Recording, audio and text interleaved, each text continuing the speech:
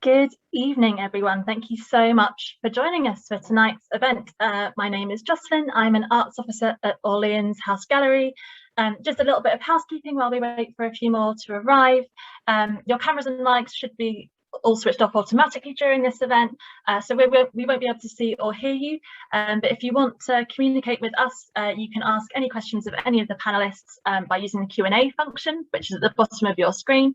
I'll be asking these questions to our panelists at the end, but feel free to ask your questions throughout the event, and we'll try and get to as many as we can. So tonight's In Conversation event is part of our events programme for our Remember the Future exhibition. This is a group exhibition and artist-led research project which aims to unearth and interrogate our connection with our habitats and our ecosystems, both global and local. We've had artists in residence during the whole exhibition, including Ackroyd and Harvey, Nesta Pastana, Eloise Moody and Vicky Long, and of course, Bryony Ella, who we are speaking in more detail to tonight. The Remember the Future is part of our wider 3-year cultural reforesting programme at Orleans House Gallery. And through championing artist-led research and investigative practice, we're interrogating how we can renew our relationship with nature and adapt to meet the demands of the 21st century. But back to tonight, I wanted to introduce our panelists for the evening, starting with Ellie Makai. She's an award-winning documentary filmmaker and science communicator, specialising in environmental storytelling. Her work has explored everything from sustainable palm oil production to plastics, littering, and the circular economy. She's particularly interested in our connection to natural systems and both the mental health and environmental benefits of living and working more holistically with nature. We then have Ian Wright, who is a sculptor, landscape artist and environmentalist.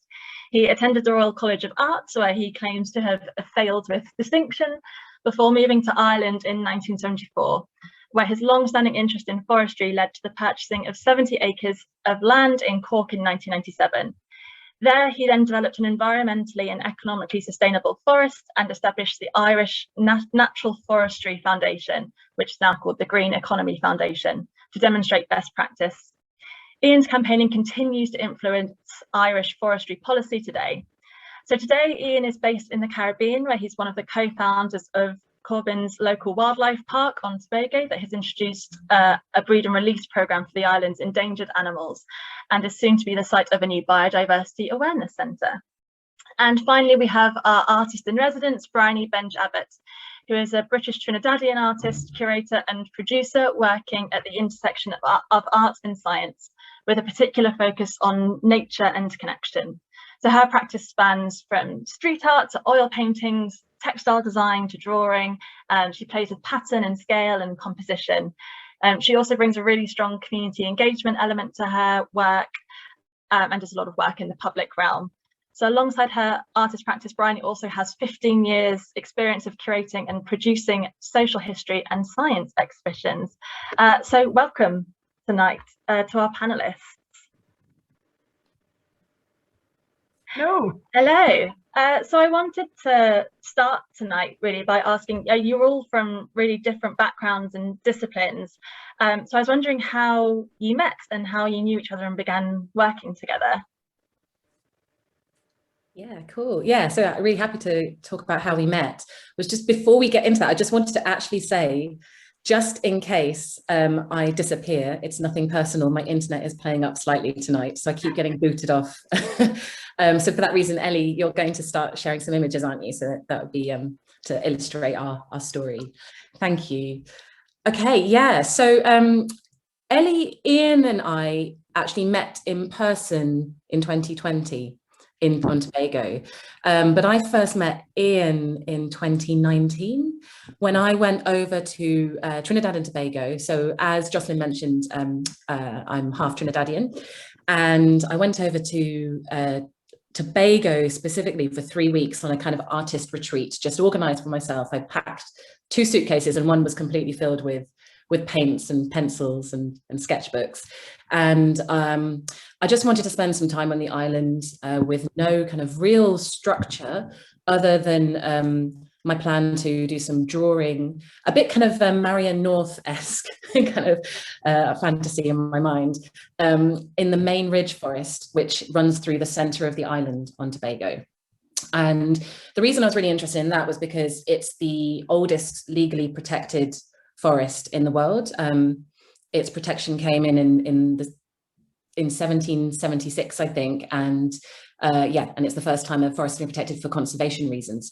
So I was just really curious to get to know this forest. And when I arrived on the island, the people that I connected with kind of advised me that it probably wasn't the best place to really get to know the Tobagan wildlife, because it had been so kind of ransacked really by hunters, and so a lot of the native animals were no longer actually living in the forest. And that's where Corbyn's Local was mentioned to me. They told me about an Irish landscape architect and a Tobagan former hunter collaborating together to create this sanctuary on the island, where there's this breed and release program of native animals, and a real focus on community engagement as well around our understanding of our endangered species on the island. So yeah, so basically I headed down there. So this is Roy and Ian. And kind of just completely unannounced, really. I went on one of their tours, and then at the end kind of mentioned to Ian my slightly kind of whimsical idea of coming and just painting on the island of Tobago.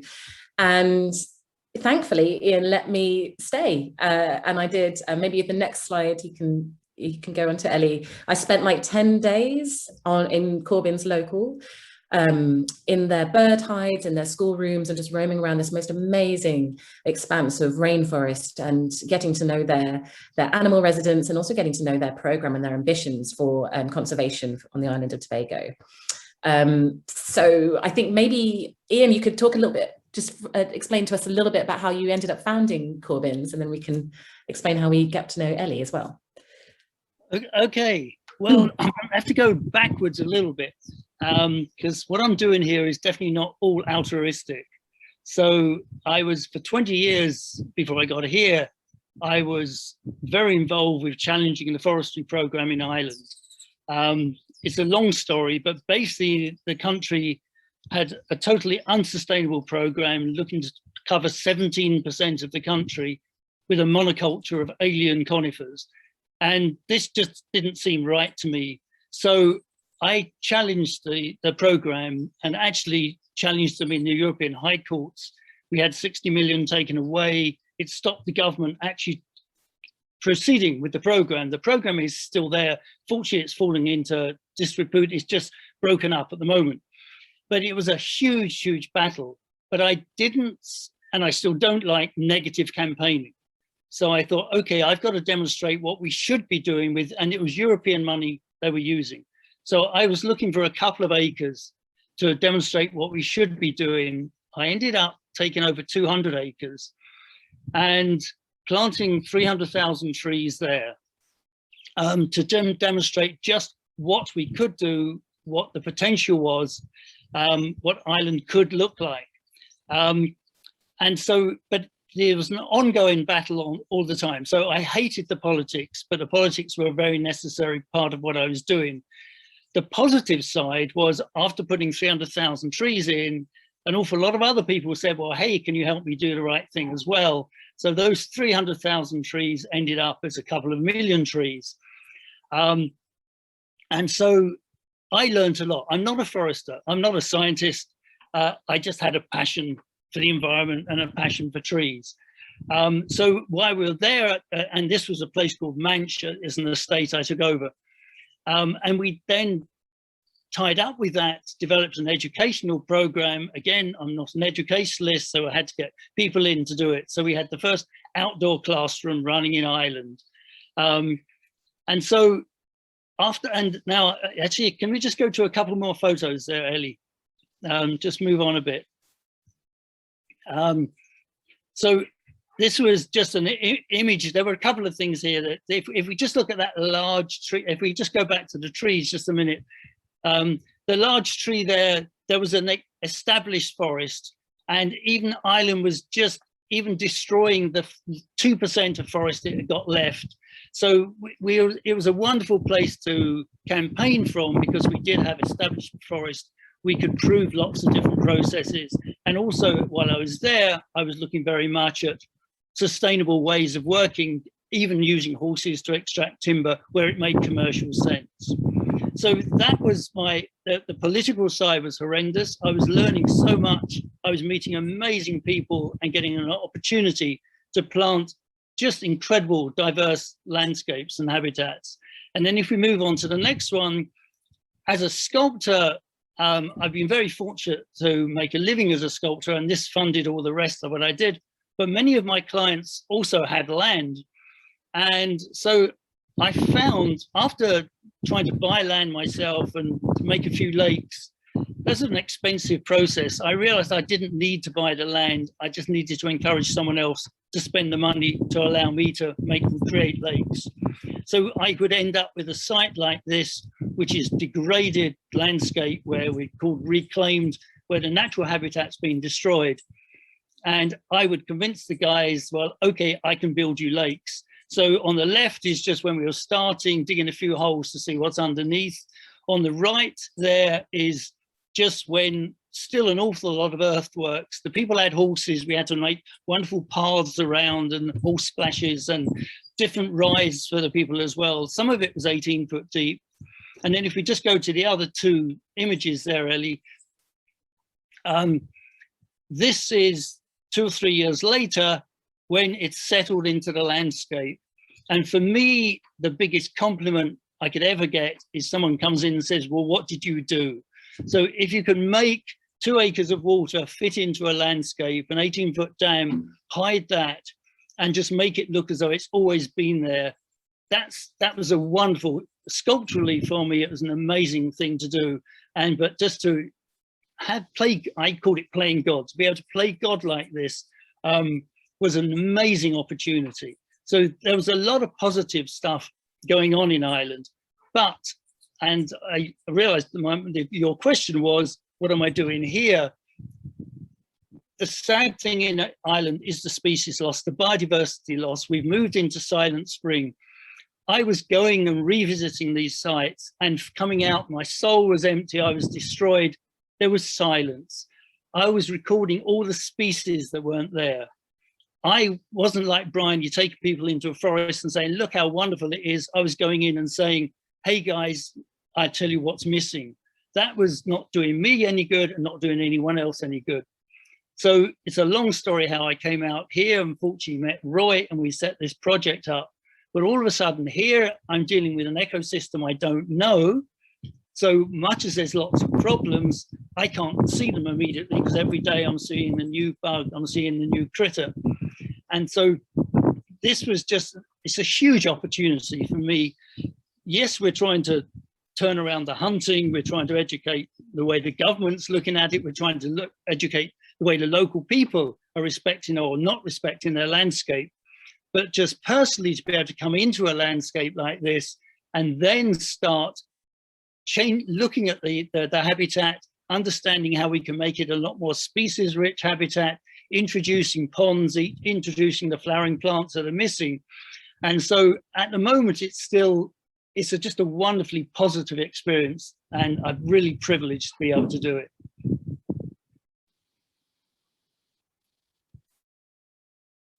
So yeah, this is where we, again, obviously had to put a little building up. And so I'm not looking for sympathy, but that's what I'm looking out on. We're looking out on the Atlantic there.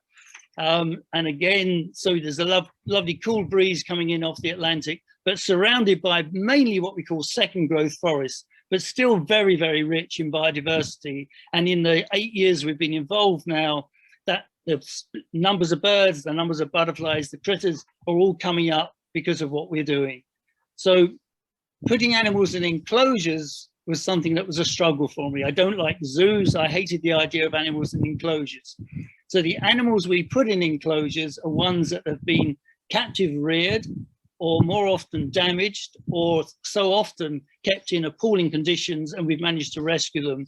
They wouldn't have had the survival skills for us to release them, but we were able to get them breeding and then release their offspring. And so I still struggle. I still every day look at them and say, hey guys, I'm sorry you're in this enclosure, but it's so exciting to actually start breeding these guys, learning how to breed them, getting them well enough to breed, and then to be able to release the offspring. I think it's, yeah, it's an amazing space that you guys have created. And I know it's still very much a work in progress. And it's, and just something that just really kind of struck me was just, as I mentioned earlier, the community engagement, the education program, and we'll talk about that a bit later.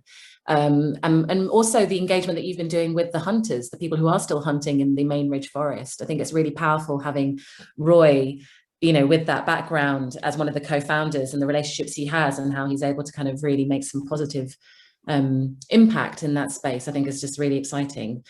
So like, just to, so we're going to come back to that, hopefully. Thank you so much. And in a bit, I might ask you to show us your view, because I'm sure it can be very, you know, here I'm kind of in a cold North London. So yeah, I'd love to see the jungle. But yeah, so around this kind of same time, if you go on to the next slide, Ellie, you might recognize this. So I was also starting to work in street art.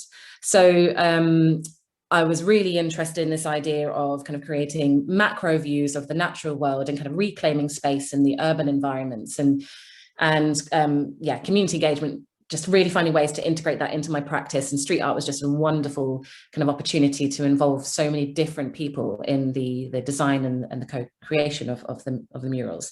And I met Ellie when we were both working. So I was working for the Francis Crick Institute at that time as a public engagement manager.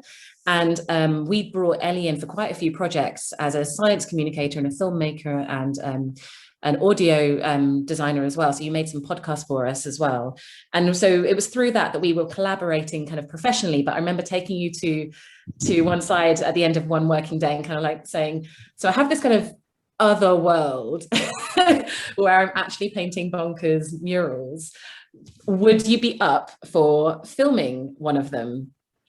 Yeah. And thankfully you said yes. And I immediately said yes. If I go on to the next slide, you'll see why. I've had the wonderful privilege of filming Bryony's work over the last few years, and it's just my favorite thing to do. It's so enriching, it's so nourishing, it's so heartwarming, and not only filming Bryony at work and the focus that she has and the talent that she has with the painting, which is beautiful as a filmmaker to film all these colors and detail, but for me as well, getting to film the community's reaction to Bryony's work, you know, getting to see the people coming past, getting to hear from them, interviewing them, finding out what it means to them to have these amazing artworks in their space, as well as the environmental message behind it. So everything that I do is, I love, Ian, that you said about not liking the negative messaging, because I completely agree. Everything that I do in my storytelling, in my filmmaking, or my podcast is all about trying to find the positive, the solution, the kind of collaborative elements and the future focused elements.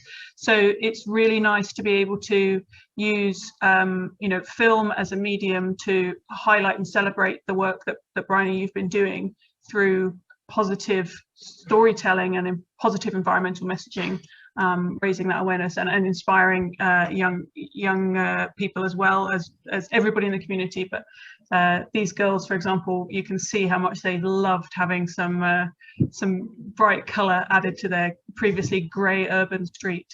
They were great. They visited every day, didn't they? They're fantastic. I'd love you to share with everyone about your background, because you've done so much in the world of science communication. Yeah, so I'm sort of a science communicator. I guess it's a bit broader than just science. I think the environmental message, or you know, lifestyle messaging that goes around our scientific knowledge kind of comes into it as well. But I've essentially always been a storyteller. So even from a young age, I wrote a lot of stories, I wrote a lot of poetry. I was always interested in different and engaging ways to communicate the right messaging. And I think I'm a very empathetic person, and I recognize that if you can tune into empathy by connecting people to characters, whether that's a person or a tree or a forest as a character, that you can create a stronger sense of protection, sense of ownership, sense of community with the subject that you're talking about.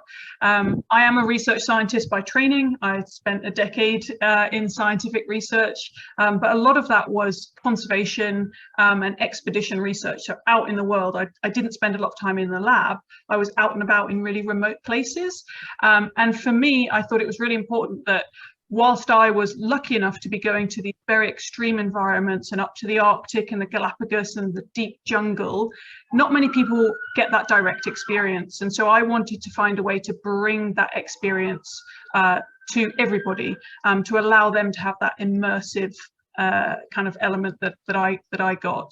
And so I've worked in a variety of jobs. I've worked in teaching. I'm an extreme environment drone pilot. So this isn't an extreme environment. This is in a coastline in the UK, but loved working with young people and seeing these girls in particular were fascinated by the fact that they could see themselves waving on the screen, and just that sort of being able to see themselves from above. We're going to talk a little bit about that later, but showing people a new perspective and giving them the kind of access to worlds that they haven't seen before. I've spent a lot of time trying to bring people almost to the edge of a natural space and then immerse them as clearly as I can. So here is this in Curacao in the Netherlands Antilles in the Caribbean, where we do some live broadcasting around the coral reef and engaging people with an area that not many people have, again, the luxury or the opportunity to come into contact with. So this is underwater live filming of little critters called copepods, which are probably the most important animal in the ocean, arguably, but not many people have heard of them. They're tiny little wee critters, and they fluoresce and they're incredible. So again, it's for me, it's finding those opportunities to bring people with me on my journeys and then to show them a really immersive experience so that they feel what it's like to be in the heart of the jungle or under the water on the coral reef. And with that then comes the opportunity to deliver the environmental message of why we need to protect these areas and how we can do that. So yeah, that's sort of my little bit of background. Thank you. Yeah, great. I think there's definitely, between the three of us, I felt like there was a real kind of link between that desire to create immersive and inclusive experiences. And yeah, just relying on storytelling, whether it's visual or whether it's oral storytelling. I see there's been a link put in the chat. Hopefully there's going to be a link to a film about Ian's work called Habitat, which follows his work in Ireland as well as the work that's happening in Tobago, and I really recommend it. It's a really powerful documentary film. So, and then what was just wonderful for me was then, if you go into the next slide, Ellie, in 2020, I was able to kind of introduce Ellie and Ian, and we all met in Tobago. And that was just a really, this is where wild drawing, we get to the wild drawing kind of aspect of this talk, which is the focus of my residency at Orleans House. This is where wild drawing kind of emerged for me as a practice. So as well as kind of having lots of conversations about the kind of synergies between our different practices and interests, and also kind of, it was just really exciting to be talking to Ian pre-COVID, of course, about all of the big ambitions for Corbyn's local. And yeah, hopefully later you can update us on what's going to be happening at Corbyn's. I was actually there recovering from a period of time where I had been nursing my mother through cancer, and it was terminal cancer, so she'd passed away. And so my experience of the island this time was just a kind of really stark contrast to the kind of the reveling in the biodiversity and the colors and the sounds and the smells and all the kind of discombobulating kind of beautiful kind of vibrancy of the island, and playing with all of my paints. And I took my art materials over with me, but I remember, you know, I just really didn't have the life or the love for it. It just wasn't speaking to me. And so I actually spent some kind of quiet time in the forest at Corbyn's, just trying to do some drawing. My mother was an art psychotherapist, so I knew the power of creativity in healing and supporting yourself through challenging times. So it is always kind of what I turn to anyway. But I think, you know, this was a really powerful and kind of experience for me, being in the rainforest and trying to grapple with these big existential questions and just exploring what mark making in that space could do. And I didn't go into it thinking I was going to design a kind of a program of kind of walks or workshops or, you know, at all. It was kind of more like self-care. And at the time I was reading a book called How to Disappear, Notes on Invisibility in a Time of Transparency by an author called Akiko Bush. And that's been a really formative book for me. It's really inspired a lot of my work. And she talks a lot about, it's largely about kind of how, you know, visible we are in this kind of technological age, and how there's this expectation that we're always on, we're always available, we're always visible. But she does also talk about the idea of becoming more attuned to our surroundings through integration, through camouflage. And that just at that time just really spoke to me. So a lot of my time in the forest was me kind of really trying to kind of pay attention to the sounds in a kind of a much more mindful way, and the different textures and the different shadows and shapes, and and kind of really maybe occupying a more like eco-centric kind of perspective rather than like trying to kind of take the ego out of it. And I found that very grounding. And I actually experimented, you know, or shared a couple of these practices with Ellie and her partner. So we did a little kind of drawing walk. It was amazing. I as well, if I can just say, it was I've spent a lot of time in Tobago as a teenager, and I grew up back and forth to the Caribbean, so I have a very strong link there as well.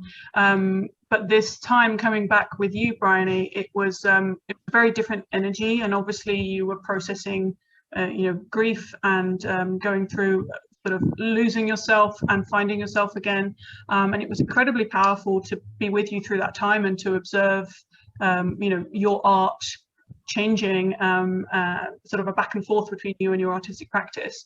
But I think that all three of us can attest to Tobago itself being wonderfully therapeutic and having something special that you don't find it anywhere else. It's a really magical experience and place, and whether it's to do with that oldest forest, I know there's a lot of folklore around the sort of spiritualism, and you know, there's a lot of mysticism around the island trees and things like that. So I feel it was just such a powerful place for us to be, for you to be at that time. And I think that's definitely reflected in the energy that you put into those workshops, which I found completely transformative. So yeah, it was a really quite amazing period of time to spend in that forest, and to be at Corbyn's as well, because it's just an amazing experience to be surrounded by not only that wildlife, but the stories and the knowledge that Ian has to really put context around what we're looking at and what we're surrounded by, and all that biodiversity. Yeah, it really was incredible. And Roy's got some fantastic local folklore that I remember, you know, kind of really enjoying hearing, you know, as we walked around. And yeah, I found it very peaceful. So it's just a very different kind of trip for me. But I came back to the UK, and then we all went into this really weird, surreal time of global pandemic. And bizarrely also then my father passed away, so I was dealing with this double grief. And I found myself in a very rural part of Kent, and I was processing it all. Everything that was, the whole world was completely changing, and I don't think I can kind of exaggerate like how much of a support my art practice, in particular drawing, became for me.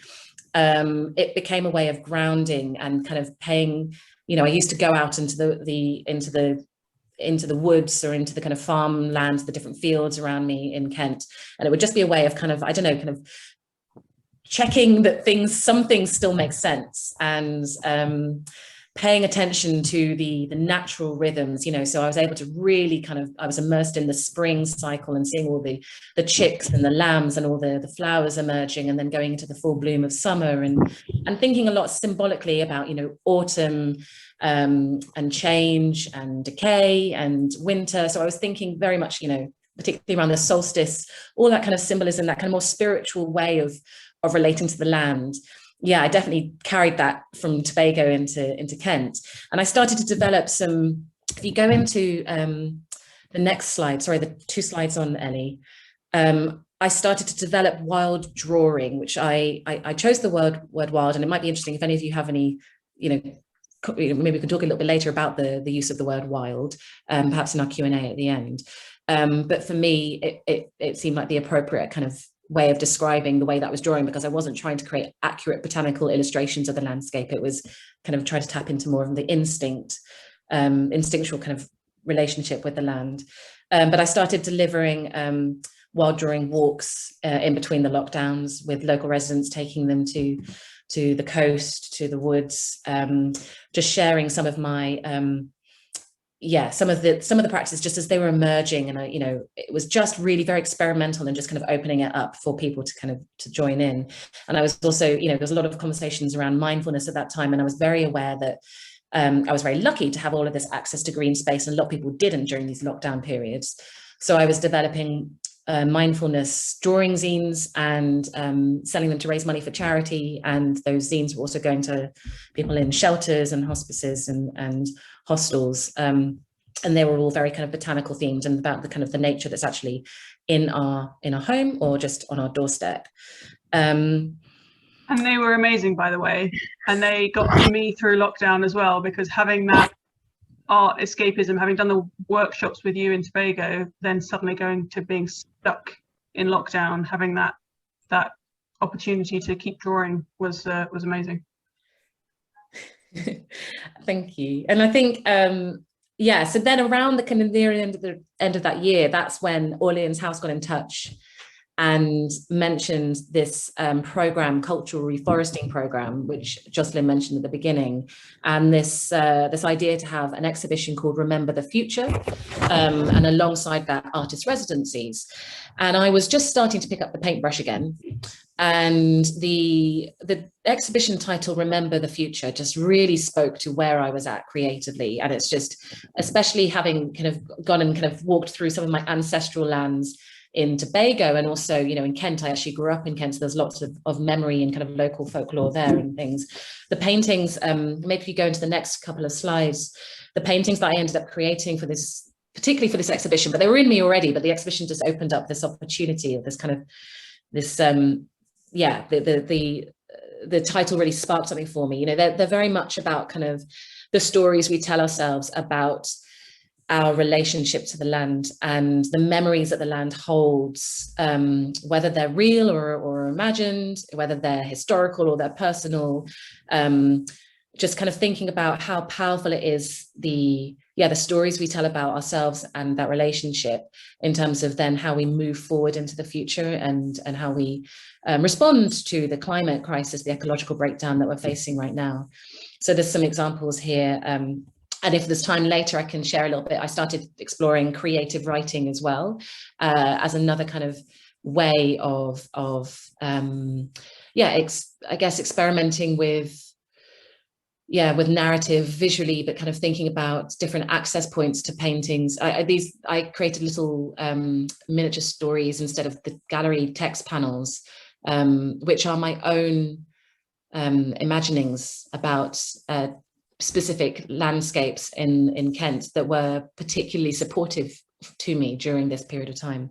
So but there's lots of layers to these works, and it's kind of all about all the different projections that we apply to the land, all the different meanings that we take from it. So I have just finished the residency that ran alongside this exhibition. My last day was today, sadly.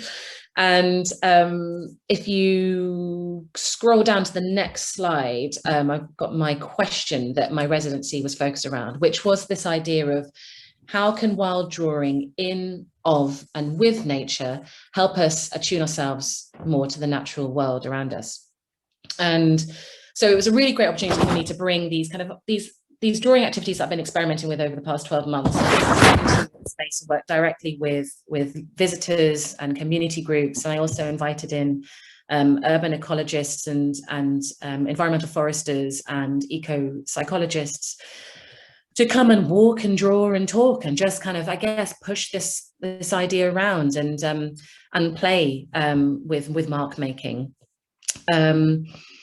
And I think the way I wanted to kind of structure the next part of our conversation was just to kind of extract this idea of drawing in or of nature first and look at that with you both, and then perhaps look at the idea of drawing with nature secondly, and then hopefully there's time for some Q&As afterwards. But I think that the next image might be a very friendly, oh no, it's not yet. I was expecting it was going to be something else. But maybe I can hand over to you, Ian, now, just to kind of pick up on this idea of, because the tours that you do, the school children that you engage with, the local people that you bring into this particular area, which is so now rich in local species, and then other access to green space just really isn't. I think it's very powerful what you offer there, and I think it'd be interesting to hear about your experience of offering people that kind of access through Corbyn's Local. It's been a very interesting evolution. Not like Ellie, I don't have a scientific background at all. So when I first started, having planted, hundreds of thousands of trees in Ireland and starting to take people for walks, I was actually a bit embarrassed and thinking, God, I'm not up to this. I don't have the vocabulary, I don't have the science, I don't have the knowledge, and felt rather a fraud. And then after doing my first couple of walks and found I'd taken people out for an hour, and 3 hours later we came back and we still hadn't talked about trees, but we'd talked about joining all the dots up. We talked about the weeds, all the critters. And there was an amazing ecologist friend of mine who's not a great communicator, but just the most amazing ecologist. I'd watch him take people into a forest and just stop at a tree and say, well, if we've got this fungus, then we're going to find this beetle. And an hour later, he's still at the tree, joining up all the dots, all the things. And people came out actually in shock and just said, oh my God, I've never seen a forest before. Now, I didn't have that ability, but I did manage to find I could turn people on to the excitement of learning and the joining up the dots. But I think one of the things that shocked me the most was the scale of disconnect. And I didn't know anything, but I mean, the majority of people coming in had never put their hand in soil. The school kids are just scared stiff to have a bug walk across them. Most couldn't even remember the cycle of a butterfly. So all of a sudden there was this role. And then once I got that going and got that dialogue going, people would then come back and ask me, but I want to get involved. How can I get involved?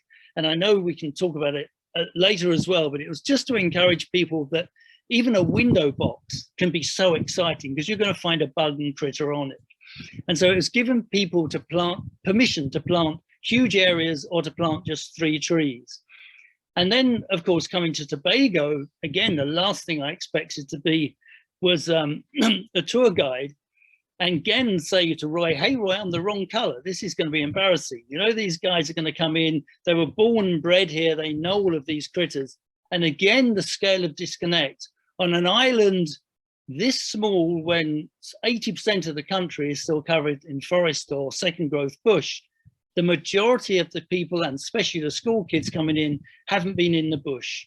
So that disconnect is there. So it's, oh, that's an alien place. It's full of snakes. It's full of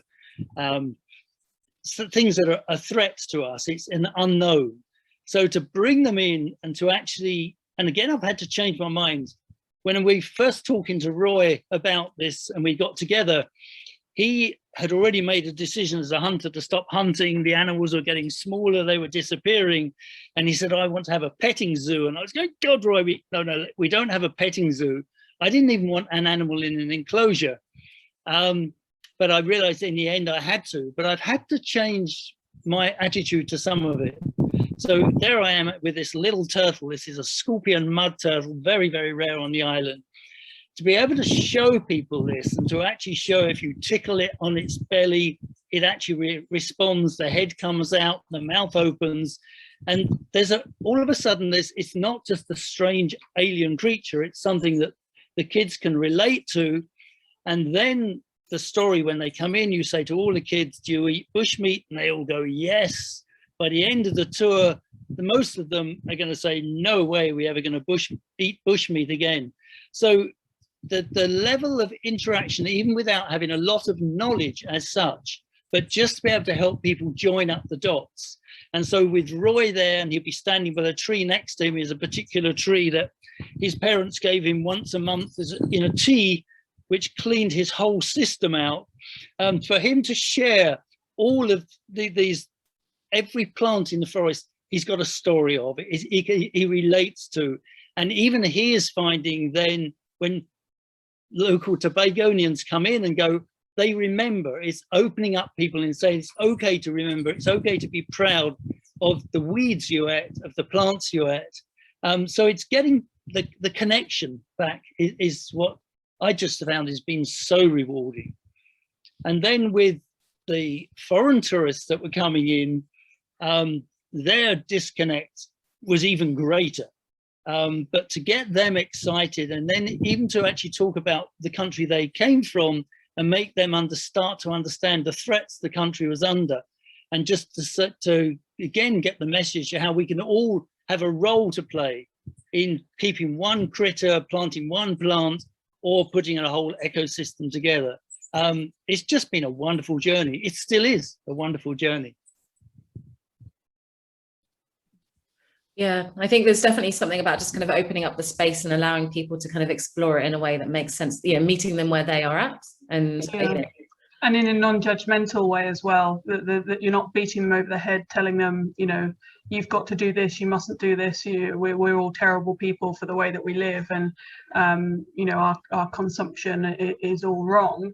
That's the end sort of decision you hope that they might make in small steps, but the key is to get them a seat at the table first, you know, let them understand it in their own space.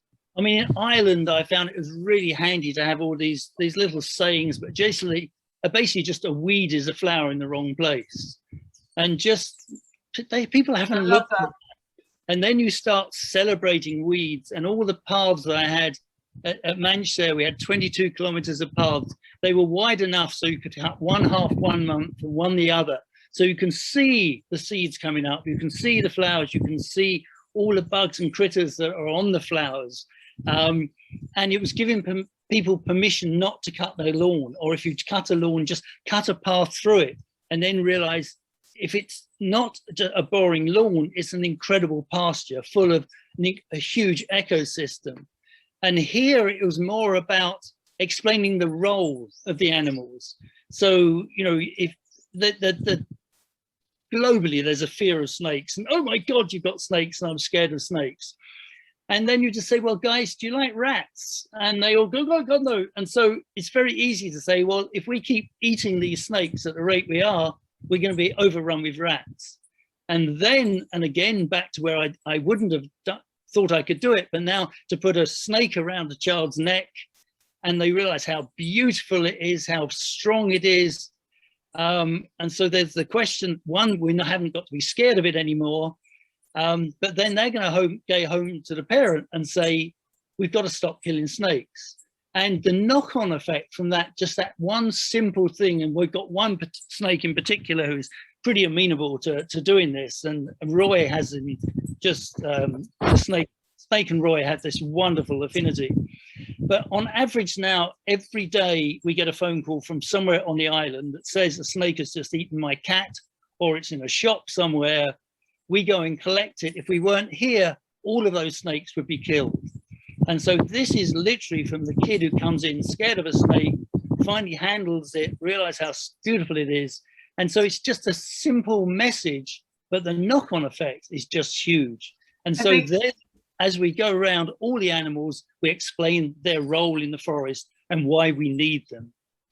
I think that's something that's really, really critical and really powerful, is that it doesn't even need to be a huge, great immersive experience. You don't need to go on a 3-week safari. You don't need to go down the Amazon for months. Very simple, you know, an hour-long tour or an hour-long workshop is so powerful that it changes people's mindset. And the brilliant thing about that personal engagement is that it's then permanent.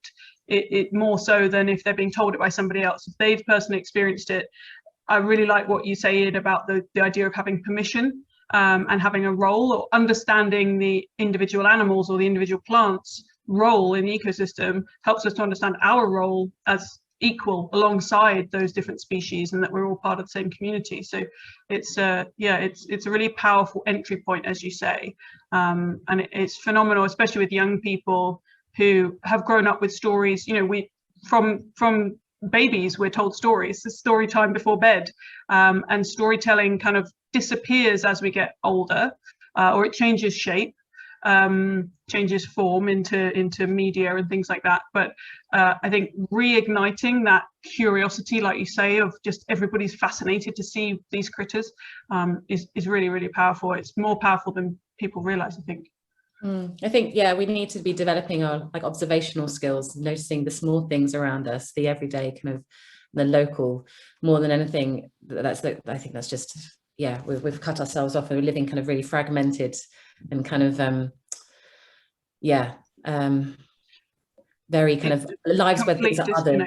We're like, othering each other, and we're othering nature a lot. And so some of the activities, I don't know if there's some images of some of the wild drawing activities that I could just say about this one, talking about the disconnect. I've included this image because often, as Ian said there, you're not a scientist, so you don't have the language to describe things, which I completely disagree with, because some of the best science communicators in the world are not scientists, and you definitely don't have to be a scientist to share these sort of stories.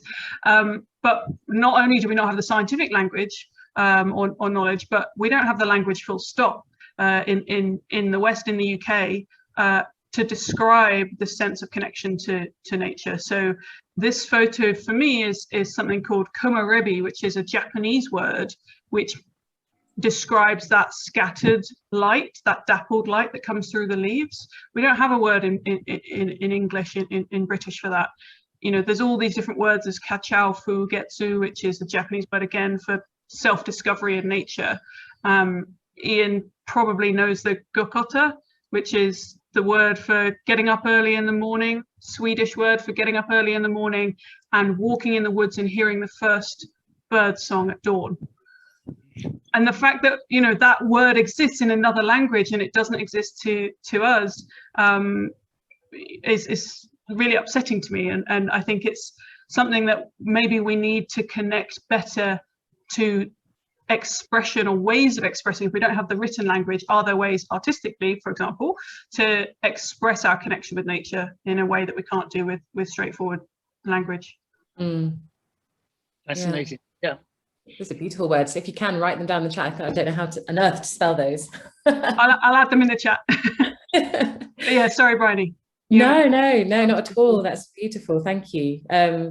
There's this idea of paying closer attention. So this is some examples of some of the activities that I've done at Orleans House with young children. Of getting the magnifying glass out is just, everyone loves a magnifying glass. Instantly feel like a scientist. And, you know, we're doing activities where we were pretending to be insects, so pretending to be ladybirds or ants, and kind of looking again at the kind of the microscopic world as a landscape in and of itself. So how do these insects kind of travel around the woodlands at Orleans House? And then in the next image, we're doing some much bigger paintings, drawings, portraits really of the trees in the woodlands, and starting to think about what we can't see as well. So we had a conversation with an urban ecologist who joined one of these workshops, and she was telling us all about the different chemicals and hormones, everything else that's kind of flowing up and down, the connections, the communications between the roots and the fungal networks below the soil with the canopy above, and just trying to capture that dynamism with this drawing. It was really lovely doing it as a collective as well. And they were also representing the rings of the tree to kind of think about these trees as constant growing, changing beings. the next image is, I think there's a couple of images where I started to play around with trying to capture the fleeting light, the changing light in the wood. So linking with that word that you said earlier, Ellie, that I've forgotten. Komorebi. I'm pronouncing them all terribly, of course, because I don't speak Japanese, but komorebi. Right, yeah. So that beauty of that kind of, yeah, the fleeting kind of changing light in a woodland, and just noticing how the sun kind of moves through the wood. I found that really a really meditative, very kind of beautiful exercise. And there's a couple of other images coming up, I think, of some of the, well, one of them actually is just of the shadow coming through the canvas. I actually decided I didn't need This was amazing. that was the work done. I love this because the nature itself was creating its own art for you, you know, it's showing you what to do. And I also love this one and the previous, the large picture you were talking about here, the group including in their observation the dynamic elements, like you said, this sort of movement of it, not just incorporating what you can see, but how it's changing through time. Yeah. And that I just thought was amazing, because you're really feeling and seeing how the surroundings are very transient and very temporary and part of a much longer story and heritage and history. And you're trying to capture, like with this painting, I filmed Bryony painting this, and it was like painting the fourth bridge, where, you know, by the time you've done one bit, the shadow has moved and it's actually no longer there anymore. It's gone before you finish. So it's this, you know, chasing this story. It was really incredible to see how quickly it changed, and how you were always almost becoming your own history as you painted. You know, the story was becoming its own history. But also it surprised me how quickly it moves, because of course the sun goes across our heads every day and we don't really think about it, and it's morning and then it's evening and you think, oh, sun's gone down already.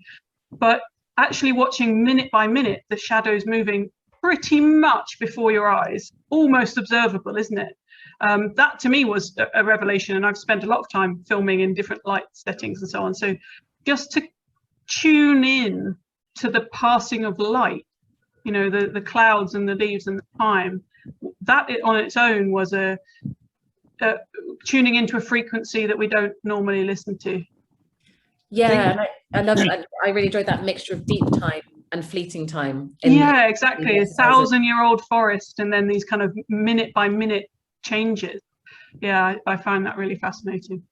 When you were first here, Bryony, and I saw you start to paint, I don't think I ever used the word to you, but I felt you were the missing link. It was just wonderful, because you were not just painting at all. You were picking up on the energy of the place, the spirit of the place. And so, I'd watch the fact that you just kept painting when school kids came in, when visitors came in, you weren't fazed by that at all. I became part of the tour, didn't I? Okay. I became part of the tour, the lesser spotted artist. Yeah. No, I mean, it was from the moment you arrived, we were aware we would never get rid of you. And it was just wonderful to watch people look out and think, well, what's she painting? And I just wanted to tell them, well, she's painting the whole of Tobago, you know. They're looking for that image, that particular leaf or something. And I mean, as an artist myself, it did me a world of good. I mean, I think creatively doing what I'm doing here, you know, fulfills me to a certain extent, but maybe it's the work ethic, or the just, you know, working too hard to step back and actually see Corbin's through your eyes and through that painting was just wonderful for me as well. I mean, it was just really inspiring. But that's what I loved about, and I still love about your work. It's not just what's in front of you. You're telling a whole story there. And that's, yeah, I completely agree. I think you unlock something through the act of, as you say, working in, with, and of nature.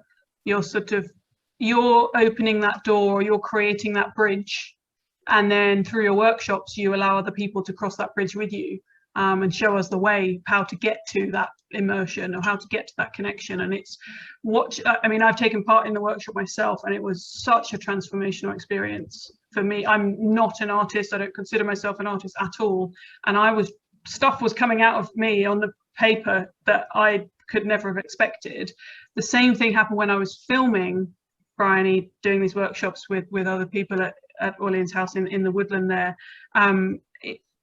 The unlocking, like you say, that disconnect that Ian, you were talking about, we're so disconnected, but it's in there somewhere, you know. And I think that deep down in all of us is this primitive ancestral connection to back to our roots, our origins, quite literally maybe, and we're disconnected from it temporarily. And I think that the powerful thing and the strength that art can have, and certainly these workshops, is finding that within ourselves, or finding it mirrored in the landscape that we're working with, to be able to rediscover that connection again. That's so powerful. I think the demand is there. 20 years ago, trees weren't really very sexy. It was hard to get people very involved. But now, yes, people have got this disconnect, but they're now aware of their disconnect. They somehow want to start getting in touch again and have no idea how to. So things like what Brian is doing, what we're all doing, there's a desperate need for it. Not someone like me who's going to depress them in Ireland and tell them what's not there. It's just to go in there and celebrate it. And also the learning that's going on, and you just touched on it when you're just drawing a tree, but it's not just a tree. There's all the mycorrhizas, there's everything underneath. We're looking at mother trees. We now understand to cut down a large mother tree is like killing out, you know, the matriarch elephant. They're full of knowledge. They're sharing that knowledge with the other trees. And this is now being documented. The science is up to it. And also people are dying to experience it. So once you start doing what you're doing, Bryony, just with people, and, you know, I see you've got them, you know, they're touching the tree. Lots of artists would never have touched a tree before they drew it. So it's getting this connect. It's actually getting this grounding, you know, more like you're painting bare feet, you know, just you're feeling the earth, you're feeling where this tree is coming from. So I think this is all really, really important. I think there's something that people are looking for, which is a sense of belonging as well. And I think, you know, that definitely kind of, you know, when I was talking about where while drawing a word emerged for me, there was definitely a sense of, well, who the hell am I without my parents? Like, that's a really big identity change.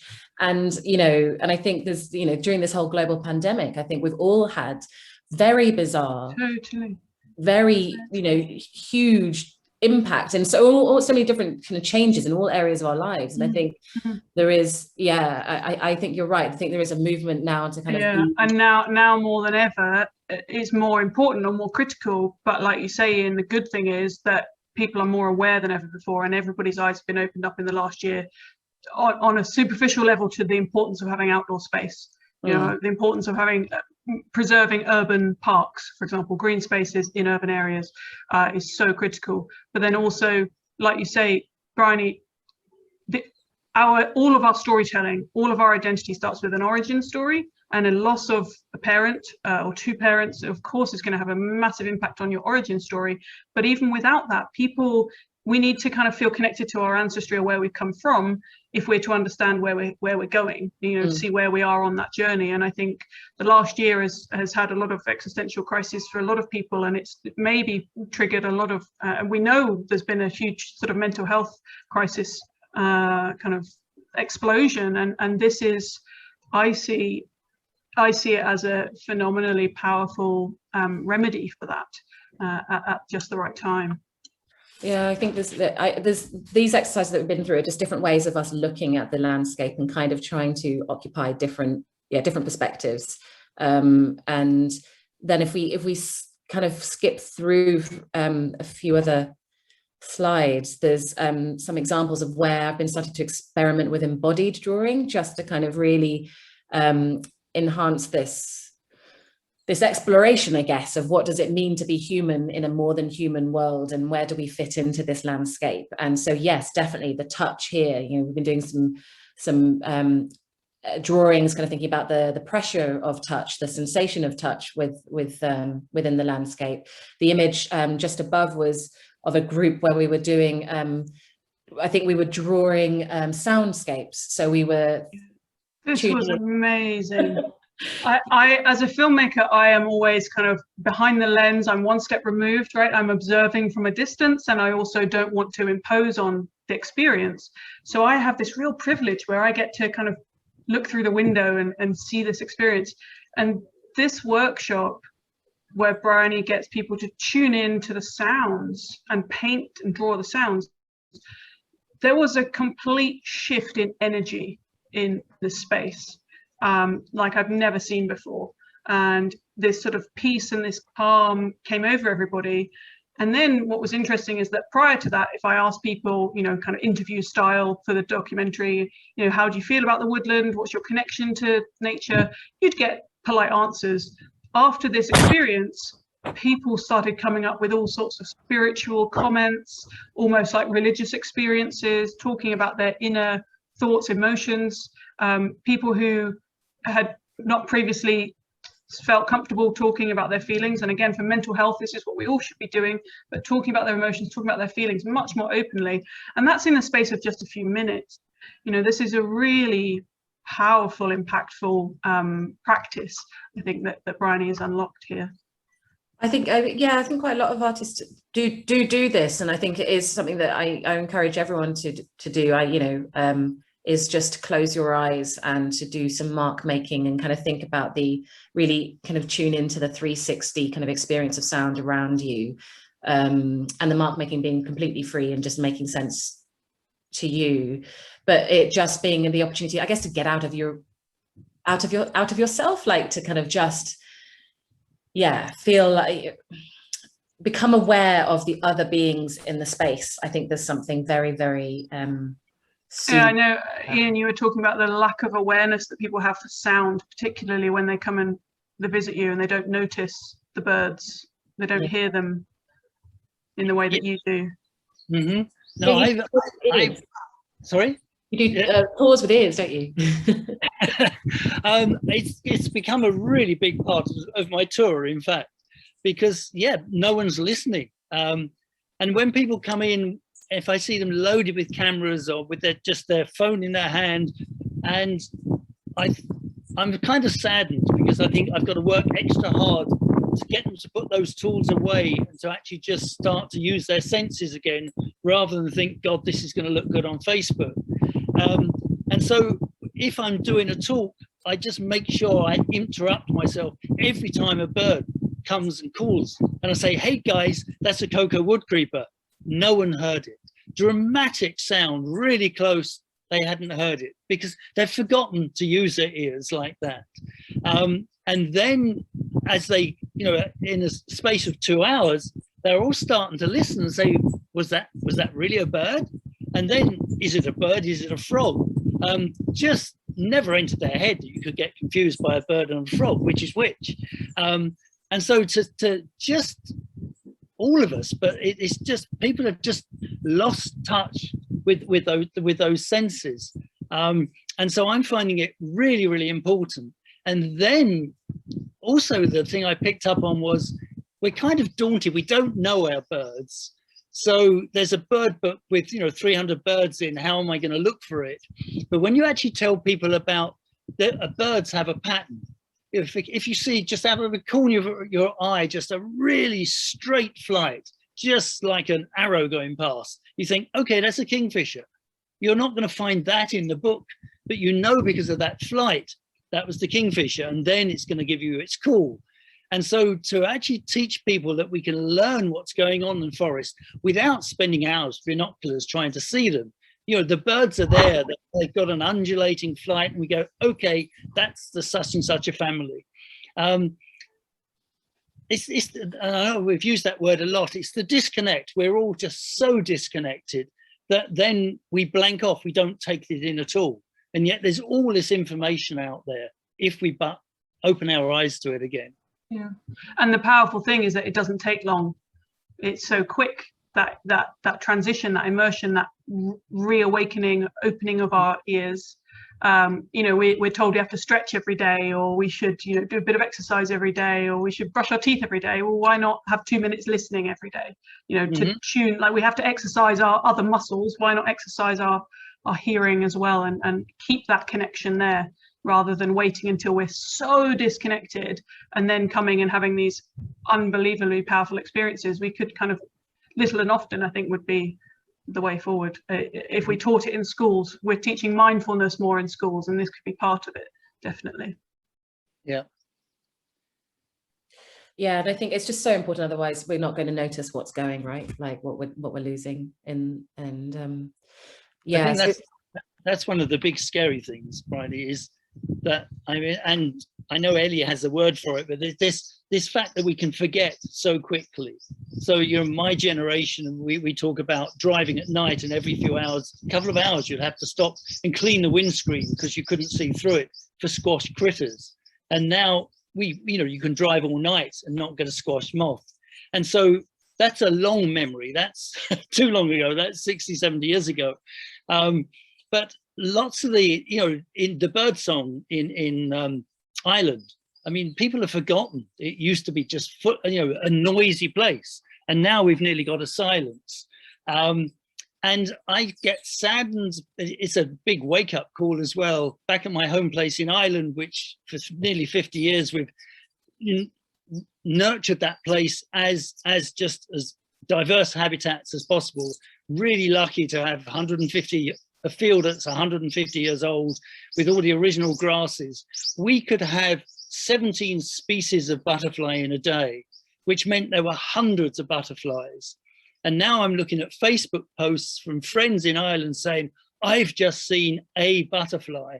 And everyone's going, wow, how wonderful. And they don't remember, even 5-10 years ago, they were seeing hundreds of the same butterfly. So it's not about depressing people, but we also have to wake them up and say, hey guys, let's look at what's missing. Let's listen to the silent spring and saying, I am walking into a forest. I'm not hearing the bees. What's wrong? People need to be told that, not to be depressed, but to say, let's try and do something about it. And then, like I say, it can be a window box. It can be not cutting your grass. And all of a sudden your lawn is starting to make noise again. It's open for everyone, but first of all, you've got to wind up people and remind them what they're missing. Isn't this what you call climate creep, Ellie? Is this?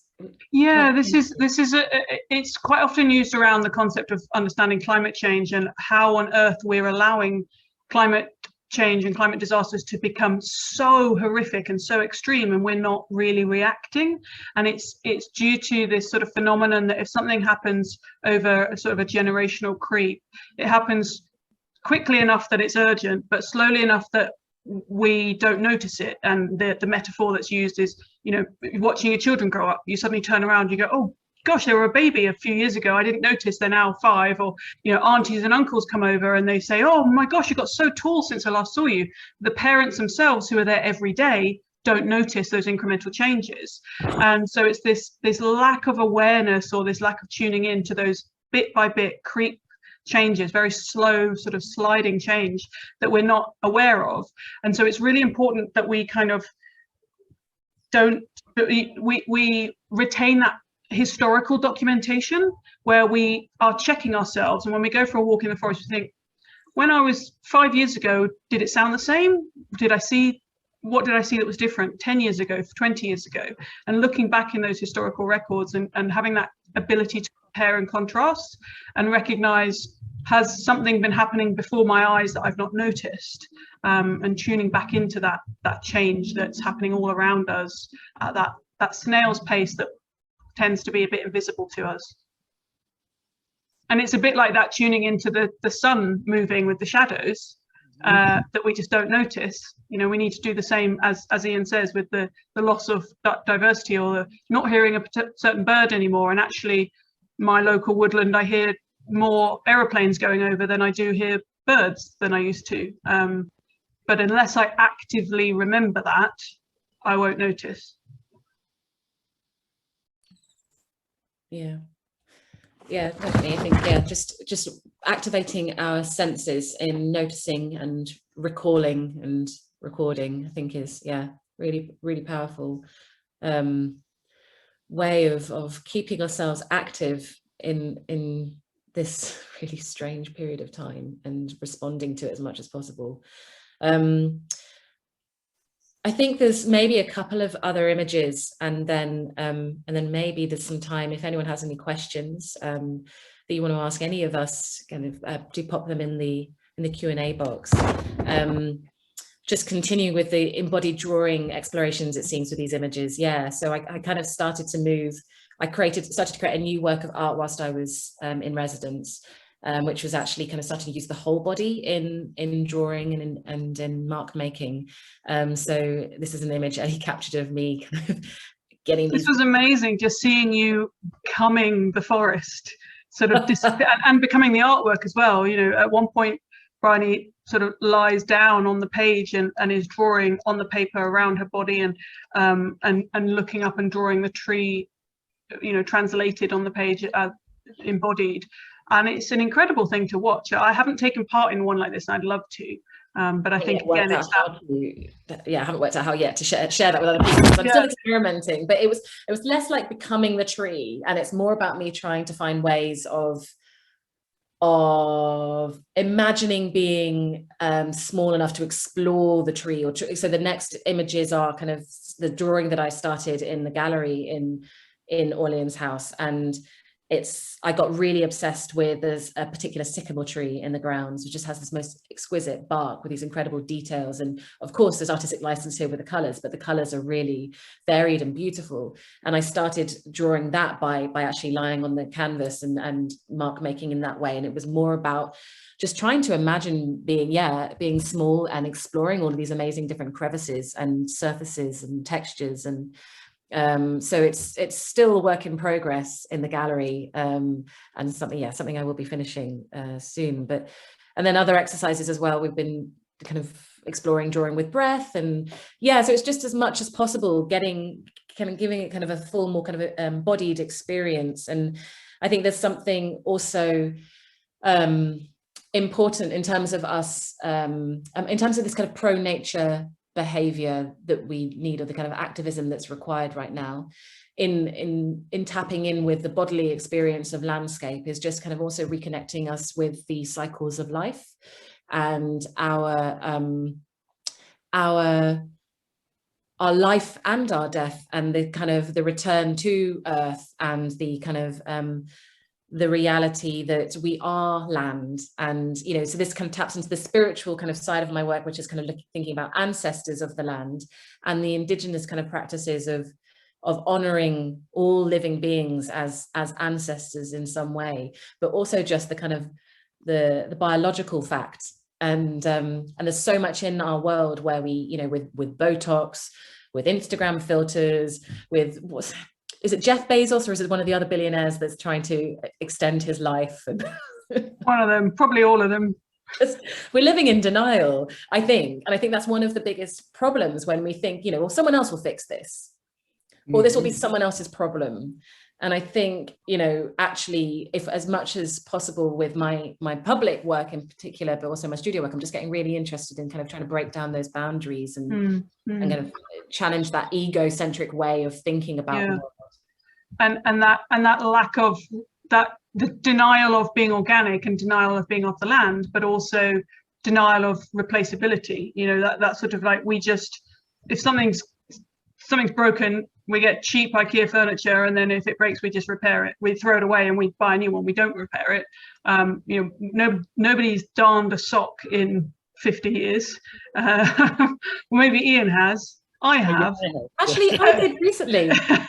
But you know what I mean? There's this sort of mass consumption. We've got fast food, we've got fast fashion, we've got fast travel, we've got everything on demand. We swipe left, we click on Netflix, it's all instant, and it's all temporary, and it's all replaceable.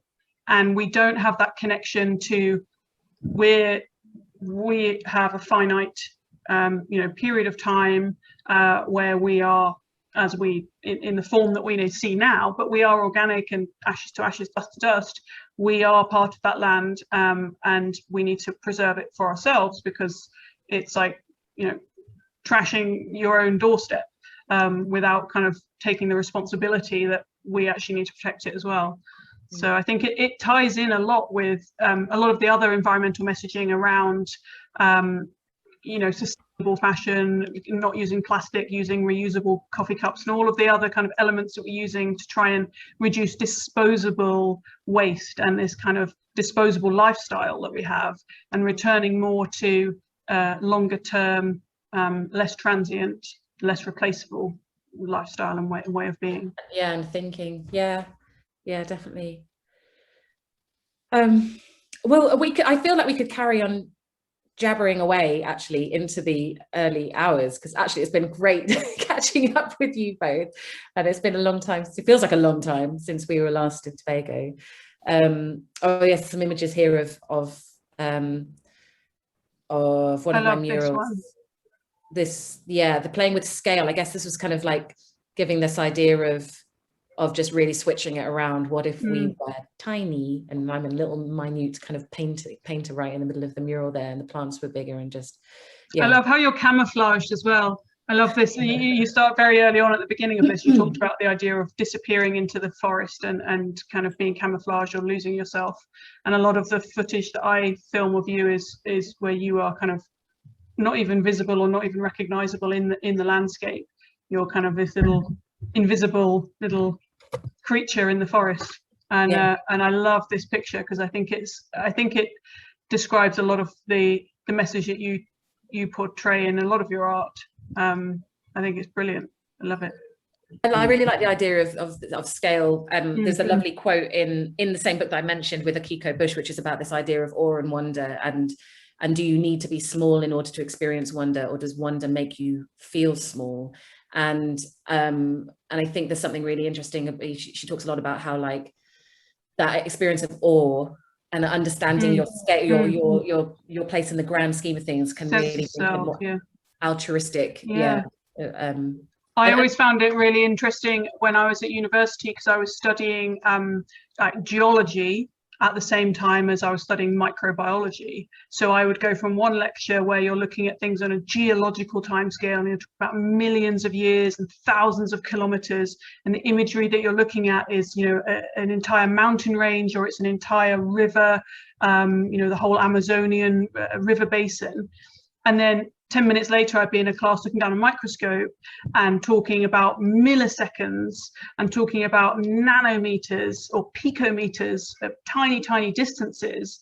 But the images that I was looking at looked very similar. There were these sort of, lines and curves and this scale where you look at something and you don't know, is that the inside of a cell, or is it, the whole of the Amazon? And I think we have a very strong sense of our place in the world, our scale in the world.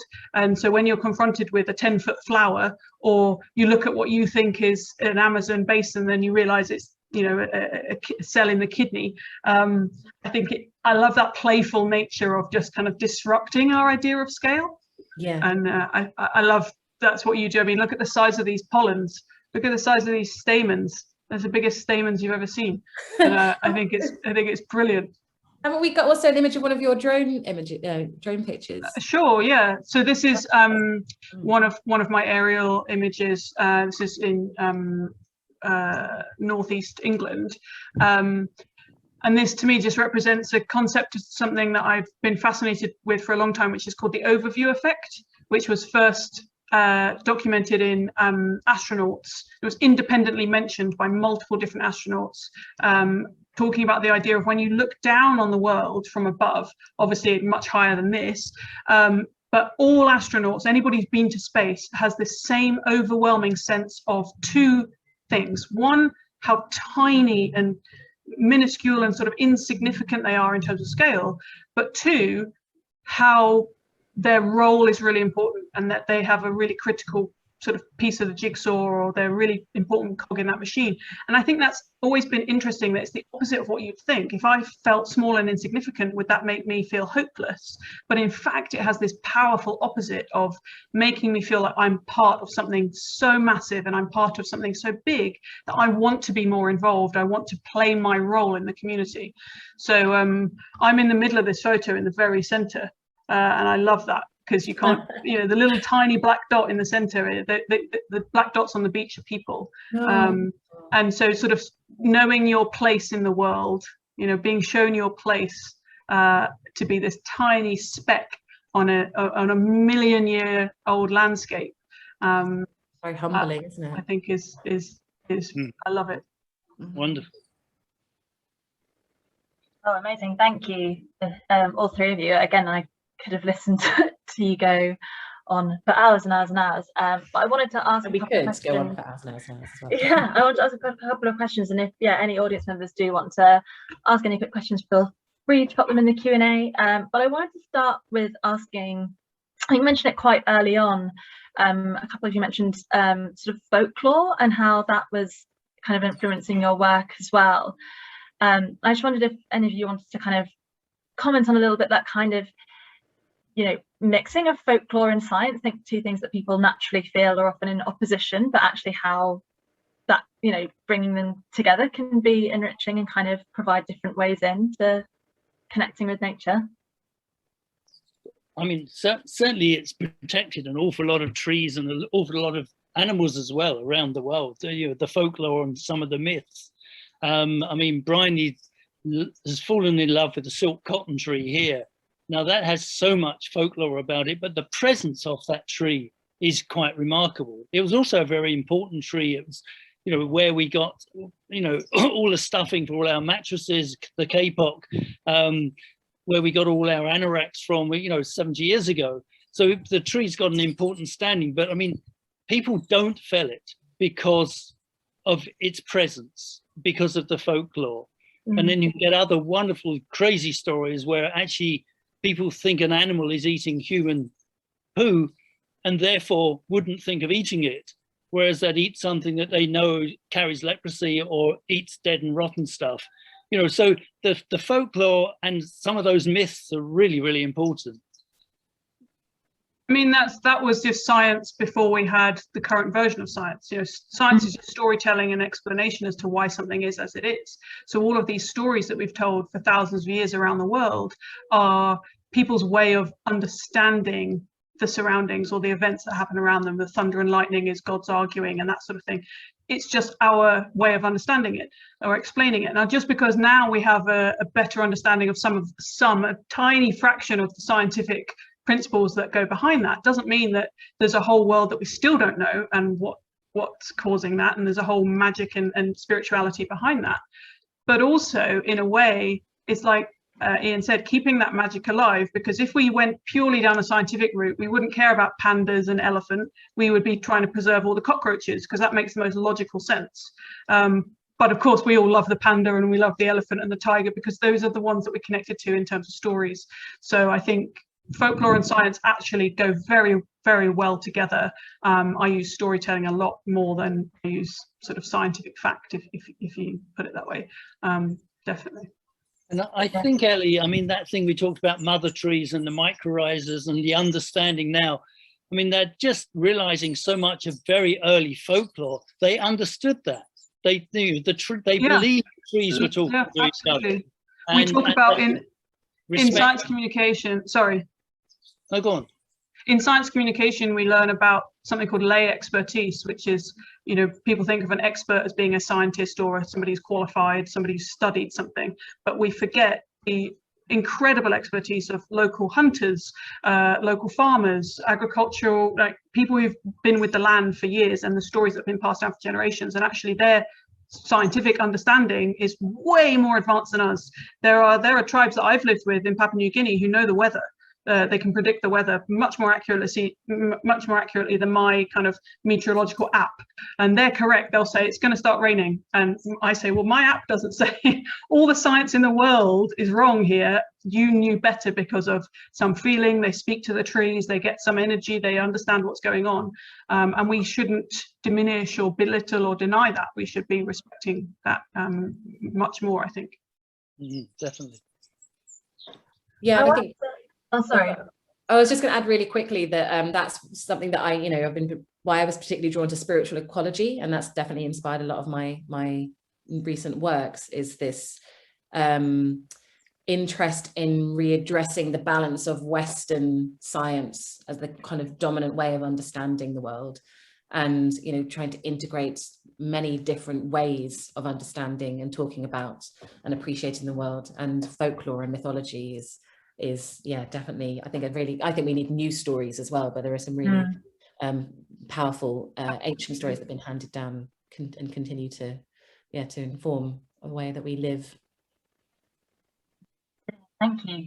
I wanted to touch on something that you raised earlier about the word wild, just because it was particularly relevant this week. We actually at the gallery were looking at making a new poster, and someone had suggested that we have on it that, you know, that we have almost wild woods, and we were kind of talking about what almost wild means, and whether there's a kind of wild and a not wild and an almost wild, and whether there is a step change in that, or whether it's more open than that. So I was wondering, yeah, as you know, Ellie and Bryony in particular, as you've been to the woods at Orleans House Gallery, how wild do you feel that they are, and do you feel that there are kind of levels of that, or is it kind of slightly more holistic? I think it depends on from what lived experience you're coming to the woods with. You know, we had you know, as we've had some people come to these workshops who just the idea of entering into the woods, just crossing that threshold, was a challenging, eye-opening, wasn't it, to see people for whom just those woods are the most wild place they've ever been. Was really amazing to see, again, as Ian said earlier, the scale of disconnect, but again, all the more important to recognize that everybody has a different definition of wild, and everybody has a different level of comfort, of experience, lived experience, and that you've got to meet people at those different levels. Yeah, maybe it's kind of like, yeah, talking about your kind of wild, or so, I don't know, like, not gonna come up with your marketing spiel. Like, there's also like this, you know, with use of wild, when I'm talking about the wild drawing, I'm aware that there is a wild which is perceived to be very positive and very natural, and to, you know, very instinctual, kind of and free, yeah. And then there is a wildness that, you know, that I come into contact every day when I'm living in London, which is the kind of when human beings are kind of pent up and enclosed, or not just human, you know, animals, you know, that kind of like, that does create another kind of more volatile, more violent wildness, and actually a threatening wildness, and a kind of unpredictable wildness that I think, yeah, so the word sometimes, you know, and for that those are the two kind of different extremes of wild that I think of when I think of the word wild. But, you know, and for some people, maybe my positive wild is a very, very dangerous area for them to be engaging with, because it doesn't have necessarily rules. It's, you know, when I do the drawing, there is no rules to the way that we draw, and that's something I kind of try and take away from the very beginning. It's very open-ended, and I try to support people to feel comfortable and confident with that, but for some people that might feel too much of a challenge. So yeah, wild, lots of shades of wild. And thinking about that kind of, that disconnect and reconnecting, which we've, you know, talked about a lot tonight, do you, the three of you, feel that you've always had that kind of connection and understanding, or was there a moment when you realized that you yourself did have a kind of level of disconnect, and there was kind of some relearning that you had to do? Or has it always been there? I've always sort of gone back and forth. Yeah, sorry. I've always felt I've had it, but I would then get challenged. I was very and lose the understanding of it, and I was very fortunate. Then I could go off to Africa and wake up in a mud hut with everyone at 4 in the morning, just celebrating the fact they're alive, and I'd get that perspective back again. But I think I've been very fortunate to be aware of the more holistic picture, and being part of it. And I've had the same thing where I have to remind myself to reconnect, but I think for me it's because I'm often behind a lens. You know, I'm looking at, when I'm filming something, I'm looking at it on a screen, and it's actually right there, but I'm looking at it as if I'm at home watching TV, even though I'm actually in the Arctic, or, you know, up a volcano. So having to continually remind myself to, you know, look away from the screen, put the camera down, immerse yourself. And that's why these workshops are really powerful for me, because it's a chance for me to actually participate rather than being a viewer, and remind myself that, you know, I've got to reconnect myself. If I'm showing or capturing this moment for other people, and I'm trying to encourage other people to reconnect through my work, I have to physically do it myself as well. You know, we all have to kind of remind ourselves to renew that physical connect with ourselves. An active practice, isn't it? Definitely. Yeah. And I think I find it easier to feel that connection when I am out in more rural spaces, but when I'm back in living in cities like I am right now, yeah, it's definitely something that I have to consciously engage in kind of trying to check into and recognize that I'm not, you know, there's a lot of people talk about going into nature, and it's like they have, like, you know, go off on an adventure up a mountain, or, you know, as you say, go on a far-flung holiday to some kind of tropical island. And in the cities, when I'm in London in particular, I kind of keep trying to check in, remind myself that I'm always in nature and paying attention to the rainfall, to the cloud cover, that's the reason why quite a lot of my murals are focusing on things like lichen and dandelions and the kind of everyday, and kind of just, but it's not, yeah, I feel like in this capitalist kind of world that we're in, which is just like go non-stop, it does take definitely kind of conscious effort to reconnect. And yeah, it's an ebb and flow, isn't it? I was aware of the disconnect even back nearly 60 years ago as a student. And the way I escaped from London was sailing. And so I always knew where the wind was, what the weather was doing. And I'd talk to other students about the weather, and they had no idea. We could have a gale hitting the window, we have rain coming down. They didn't notice. And that shocked me. And so, I mean, it's not a new phenomenon, this scale of disconnect, but yeah, I need to be reminded of it the whole time. I wouldn't cope in a city anymore. I mean, I'm so spoiled here that I can early mornings look at the depressing emails about the state of the planet and look at the news, and then I can go down and immerse myself in that world. And back to your scale thing, Ellie, once you're down there, you're just small and insignificant. And a huge tree overnight, it's a very dynamic forest here, a huge tree that you think is going to be there for 200 years just fell down in the night. And that's okay, you know, it just puts a lovely perspective on it. But I'm so privileged, most people haven't got that. And I would be challenged now, after a life of living like this, I would be challenged to cope without it, without being reminded of it. You know, without the owl flying past at night and screaming at me, you know, I would miss all that.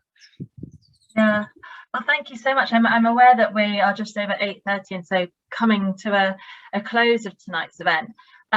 Just wanted to say that Remember the Future is running until the 14th of November. So if you do find yourself in West London, please do come along. You can see some of Bryony's work. But actually, rather than ending with me in Gatwick, which is a really uninspiring landscape, Ian, maybe we could end with just seeing your view a little bit and seeing a much more exciting landscape as a kind of more positive note to end on. Bring everyone to Corbyn's. Yeah.